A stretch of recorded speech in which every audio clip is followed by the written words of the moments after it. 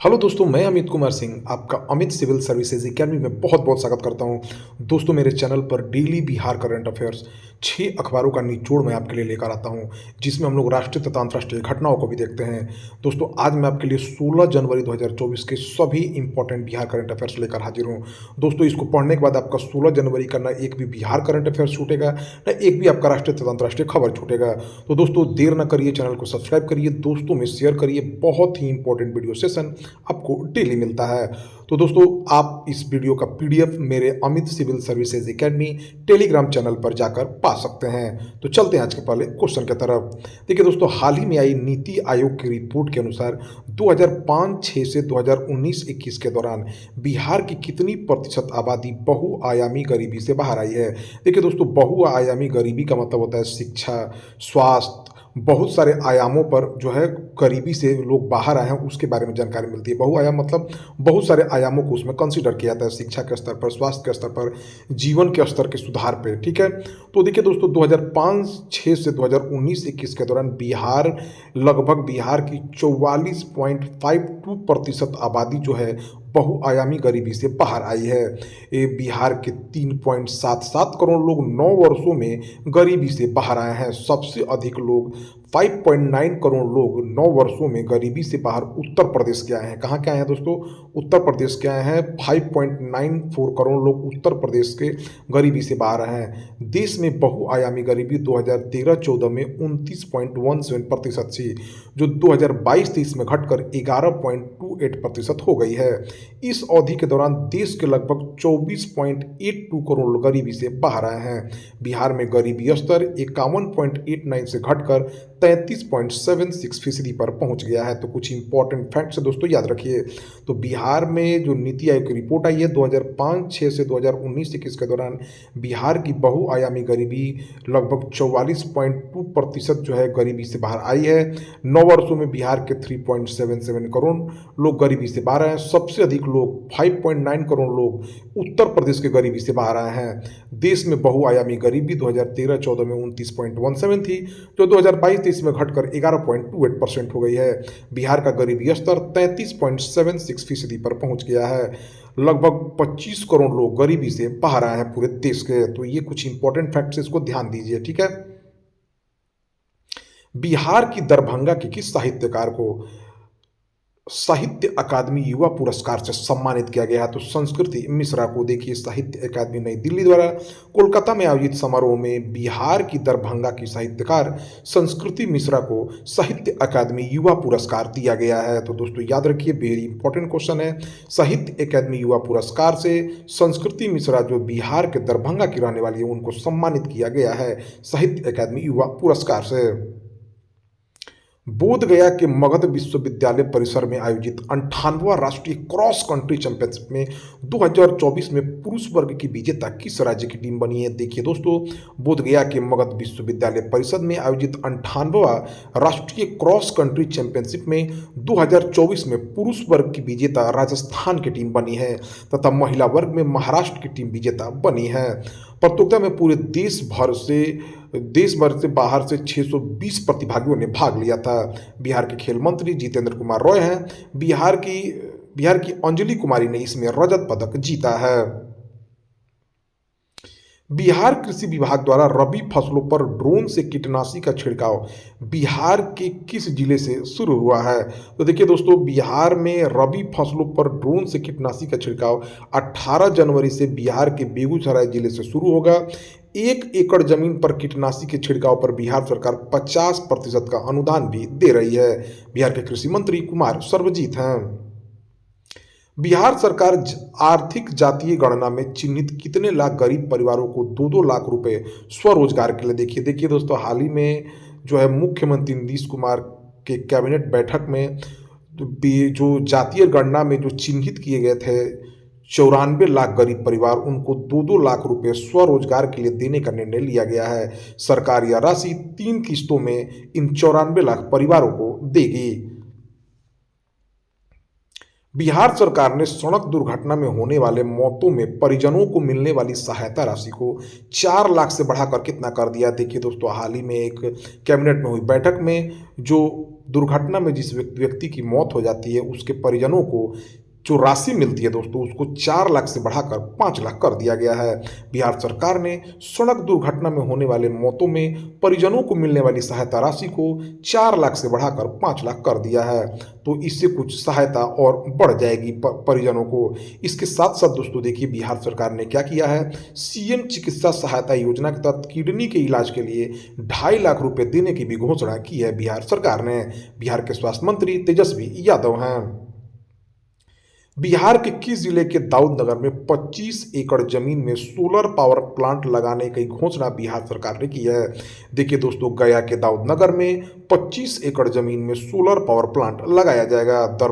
देखिए दोस्तों, बिहार के दरभंगा में बिहार का पहला फ्लोटिंग सोलर पावर प्लांट 2022 में बना है। अब नवादा के फुलवरिया डैम व दुर्गावती में भी फ्लोटिंग सोलर पावर प्लांट लगाने की बिहार सरकार तैयारी में है। कजरा और पीरपैंती में, लखीसराय कजरा और भागलपुर के पीरपैंती में सौर ऊर्जा घर का निर्माण हो रहा है। जमुई और बांका में भी सोलर पावर प्लांट लगाने की घोषणा बिहार सरकार ने की है। बिहार के ऊर्जा मंत्री विजेंद्र प्रसाद यादव हैं। ठीक है दोस्तों, याद रखिए इसको। किसे सर्वश्रेष्ठ फीफा पुरुष खिलाड़ी के अवार्ड से सम्मानित किया गया है। देखिए दोस्तों, अर्जेंटीना के सुपरस्टार लियोनेल मेसी फुटबॉलर को एक बार फिर सर्वश्रेष्ठ फीफा पुरुष खिलाड़ी का पुरस्कार मिला है। उन्होंने इस रेस में एर्लिंग हार्लैंड और किलियन मम्बापे जैसे खिलाड़ियों को पीछे छोड़ दिया है। पिछले 4 साल में यह तीसरी बार है जब लियोनेल मेसी को यह अवार्ड मिला है। स्पेन और बार्सिलोना की स्ट्राइकर एटेना बोनमती को सर्वश्रेष्ठ फीफा महिला खिलाड़ी का पुरस्कार दिया गया है। तो याद रखिए दोस्तों, सर्वश्रेष्ठ फीफा पुरुष खिलाड़ी लियोनेल मेसी बने हैं। सर्वश्रेष्ठ फीफा महिला खिलाड़ी जो हैं एटाना बोनमती बनी है, बार्सिलोना की हैं, स्पेन और बार्सिलोना की स्ट्राइकर हैं ये। मेघालय खेलों के 5वें संस्करण का उद्घाटन किसने किया है। महामहिम राष्ट्रपति द्रौपदी मुर्मू ने तुरा मेघालय में मेघालय खेलों के 5वें संस्करण का उद्घाटन किया है। इस अवसर पर राष्ट्रपति ने कहा है कि पूर्वोत्तर क्षेत्र में खेल और खिलाड़ियों के विकास की जबरदस्त संभावनाएं हैं। इन खेलों की शुरुआत साल 2001 में की गई थी। इसके चौथे संस्करण का आयोजन साल 2022 में किया गया था। 6 दिनों तक आयोजित होने वाले इन खेलों में 3000 एथलीट भाग ले रहे हैं। मेघालय के मुख्यमंत्री कानराड संगमा हैं। मेघालय के राज्यपाल फागू चौहान है। मेघालय की राजधानी दोस्तों शिलोंग है। भारत ने लिथियम की खोज और खनन के लिए किस देश के साथ करार किया है। तो अर्जेंटीना के साथ। भारत सरकार के खान मंत्रालय ने हाल ही में अर्जेंटीना के कैटामार्का प्रांत के राज्य के स्वामित्व वाले उद्यम कैटामार्का मिनेरा वाई एनर्जेटिका सोसिएटेड डेल एस्टाडो के साथ एक समझौते पर हस्ताक्षर किया है, KMNAC के साथ। इसके तहत खनिज विदेश इंडिया लिमिटेड 5 लिथियम ब्लॉकों की खोज और खनन का काम करेगा। अर्जेंटीना एक दक्षिण अमेरिकी देश है। ये ब्राजील के बाद दक्षिण अमेरिका का दूसरा सबसे बड़ा देश है। तो याद रखिए दोस्तों, भारत ने अर्जेंटीना में 5 लिथियम ब्लॉकों की खोज और खनन का काम के लिए समझौता किया है अर्जेंटीना के साथ। समुद्री अभ्यास अयुत्या भारत और किस देश की नौसेना के बीच आयोजित किया जाता है। देखिए दोस्तों, हाल ही में भारतीय नौसेना और रॉयल थाईलैंड नेवी के बीच पहला द्विपक्षीय समुद्री अभ्यास अयुत्या का आयोजन किया गया है। यह भारत और थाईलैंड के बीच एक द्विपक्षीय अभ्यास है। इस नौसेना एक्सरसाइज में स्वदेश निर्मित भारतीय नौसेना के जहाज कुलिस और INLCU 56 ने भाग लिया है। भारतीय नौसेना प्रमुख एडमिरल आर हरि कुमार हैं। 75वें एमी अवार्ड्स में सर्वश्रेष्ठ ड्रामा सीरीज का खिताब किसने जीता है। तो दोस्तों, सक्सेशन ने 75वें एमी अवार्ड की घोषणा कर दी गई है। द बियर और सक्सेशन प्रत्येक ने 6 पुरस्कारों पर कब्जा किया है। द बियर को सर्वश्रेष्ठ कॉमेडी का खिताब दिया गया है। रोड रेज ड्रामा बीफ ने सर्वश्रेष्ठ लिमिटेड एडिशन का अवार्ड अपने नाम किया है। वही सर्वश्रेष्ठ ड्रामा सीरीज का अवार्ड सक्सेशन को दिया गया है। ड्रामा सीरीज की कैटेगरी में किरण कल्किन को सर्वश्रेष्ठ एक्टर का अवार्ड दिया गया है। एमी अवार्ड्स टेलीविजन और उभरते मीडिया प्रदर्शन में उत्कृष्टता के लिए दिए जाने वाला सबसे प्रतिष्ठित पुरस्कार है। हाल ही में भारतीय नौसेना ने अपने किस जहाज को सेवा मुक्त कर दिया है? देखिए दोस्तों, भारतीय नौसेना ने जहाज चीता, गुलदार और कुंभीर को 4 दशकों की शानदार सेवा के बाद सेवा मुक्त कर दिया है। डिकमीशनिंग कार्यक्रम पोर्ट ब्लेयर में आयोजित किया गया और 3 जहाजों के राष्ट्रीय ध्वज, नौसेना पताका और डिकमीशनिंग पैलेट्स को आखिरी बार उतारा गया। चीता, गुलदार और कुंभीर को पोलैंड के गिडनिया शिपयार्ड में तैयार किया गया था। इन जहाजों को क्रमशः चीता को 1984 में, गुलदार को 1985 में और कुंभीर को 1986 में भारतीय नौसेना में शामिल किया गया था। भारतीय नौसेना में नौसेना संचालन महानिदेशक निदेशक के रूप में किसे नियुक्त किया गया है? देखिए, वाइस एडमिरल एन प्रमोद को भारतीय नौसेना में नौसेना संचालन महानिदेशक के रूप में नियुक्त किया गया है। वाइस एडमिरल एन प्रमोद को नौसेना संचालन महानिदेशक के रूप में नियुक्त किया गया है। एन प्रमोद 1990 को भारतीय सेना में नियुक्त हुए थे। वो 38वें इंटीग्रेटेड कैडेट कोर्स नौसेना अकादमी गोवा के पूर्व छात्र हैं। 15 जनवरी 2024 को प्रधानमंत्री नरेंद्र मोदी ने पीएम जन मन योजना के लाभार्थियों से वर्चुअल संवाद के दौरान कितने परिवारों को 2.5 लाख रुपए देने की घोषणा की है? तो 1 लाख परिवारों को देने की घोषणा की है। पीएम जनमन योजना के लाभार्थियों को पीएम मोदी ने एक एक घर के लिए एक एक परिवार को 2.5 लाख रुपए दिए हैं। इस दौरान पीएम मोदी ने उत्तराखंड की बोक्सा, छत्तीसगढ़ की कमार कोरवा, मध्य प्रदेश की बैगा भील और राजस्थान की सहारिया जनजाति के लोगों से संवाद से जुड़े विशेष पिछड़ी जनजातीय लोगों के विकास और उत्थान के लिए केंद्र सरकार ने 15 नवंबर 2023 को जनजातीय गौरव दिवस पर पीएम जनमन योजना शुरू की थी। 14 जनवरी 2024 को डेनमार्क के नए राजा कौन बने हैं? देखिए दोस्तों, अच्छा क्वेश्चन है। फ्रेडरिक आंद्रे हेनरिक जो है बनाए गए हैं। 14 जनवरी को डेनमार्क के crown prince Frederik André Henrik अब किंग बन गए हैं। ठीक है। क्वीन मार्गरेट II ने आधिकारिक तौर पर पद छोड़ने के बाद अपने बेटे फ्रेडरिक आंद्रे हेनरिक को राजगद्दी सौंपी है। डेनमार्क की प्रधानमंत्री मेटे फ्रेडरिक्सन ने प्रिंस फ्रेडरिक को किंग बनाए जाने की घोषणा की है। ब्रिटेन की क्वीन एलिजाबेथ II के बाद क्वीन मार्गरेट II यूरोप में सबसे लंबे समय तक राज करने वाली दूसरी शासक के तौर पर जानी जाती हैं। 15 जनवरी 2024 को अमेरिका में रहने वाली 9 साल की भारतवंशी कौन सी छात्रा दुनिया के सबसे प्रतिभाशाली छात्रों की लिस्ट में शामिल हो गई है? तो देखिए दोस्तों, ये प्रिसा चक्रवर्ती हैं। 15 जनवरी को अमेरिका में रहने वाली 9 साल की भारतवंशी प्रिसा चक्रवर्ती दुनिया के सबसे प्रतिभाशाली छात्रों की लिस्ट में शामिल हो गई हैं। उन्हें यह सम्मान John Hopkins centre for talent youth ने दिया है। प्रिसा 9 साल की उम्र में ग्लोबल टैलेंट सर्च प्रोग्राम को क्वालिफाई करने वाली सबसे कम उम्र के स्टूडेंट्स में से एक है। CYT ने 2023-24 सत्र में अपने प्रोग्राम में 90 देशों के 16,000 बच्चों का टेस्ट लिया था। राजस्थान की पहली पंप जल विद्युत परियोजना की शुरुआत कहाँ हुई है? तो दोस्तों, शाहपुर में। राजस्थान की 1800 मेगावाट की पहली स्टैंड अलोन पनबिजली परियोजना को शाहपुर शाहबाद 12 में शुरू करने की मंजूरी मिल गई है। यहां बारिश के पानी से ऊर्जा का उत्पादन किया जाएगा और यह परियोजना कूनो नदी पर है। कूनो नदी का पानी पहाड़ियों पर एकत्र किया जाएगा, जहां एक ऊपरी जलाशय का निर्माण किया जाएगा। ऊपरी जलाशय से पानी टरबाइन के माध्यम से निचले जलाशय में भेजा जाएगा। भारत की प्रसिद्ध चीता परियोजना भी कूनो राष्ट्रीय उद्यान का एक हिस्सा है। अगर दोस्तों राजस्थान के मुख्यमंत्री की बात किया तो मैं आपको बताता हूं। देखिए, राजस्थान के मुख्यमंत्री भजन लाल शर्मा हैं। राजस्थान के राज्यपाल बात किया तो कलराज मिश्र हैं। किस राज्य सरकार ने ट्रांसजेंडरों को पिछड़ा वर्ग का दर्जा दिया है? देखिए दोस्तों, झारखंड सरकार ने ट्रांसजेंडरों को पिछड़ा वर्ग का दर्जा दिया है। झारखंड सरकार ने ट्रांसजेंडरों को पिछड़ा वर्ग का दर्जा दिया है। इसके साथ साथ राज्य के SC/ST के लोगों को सरकार अब 50 वर्ष की आयु से ही वृद्धा पेंशन का लाभ देगी। सबसे बड़ी बात यह है कि सभी श्रेणी की महिलाओं को जो है 50 साल की आयु से ही पेंशन मिलेगा। अभी तक 60 वर्ष से अधिक आयु के लोगों को इसका लाभ मिलता था। राज्य व जिला स्तर पर गठित ट्रांसजेंडर बोर्ड झारखंड सरकार करेगा। इसके साथ साथ दोस्तों, विधवा पुनर्विवाह पर भी 2 लाख रुपए की आर्थिक सहायता झारखंड सरकार देगा। झारखंड के मुख्यमंत्री हेमंत सोरेन है। झारखंड के राज्यपाल CP राधाकृष्णन हैं। विश्व आर्थिक मंच की 54वीं वार्षिक बैठक का शुभारंभ कहाँ हुआ है? देखिए दोस्तों, दावोस स्विट्जरलैंड में हुआ है। इस वर्ष जो है विश्व आर्थिक मंच की 54वीं वार्षिक बैठक की थीम जो है रिबिल्डिंग ट्रस्ट है। विश्व आर्थिक मंच के प्रेसिडेंट बार्ज ब्रेंडे हैं।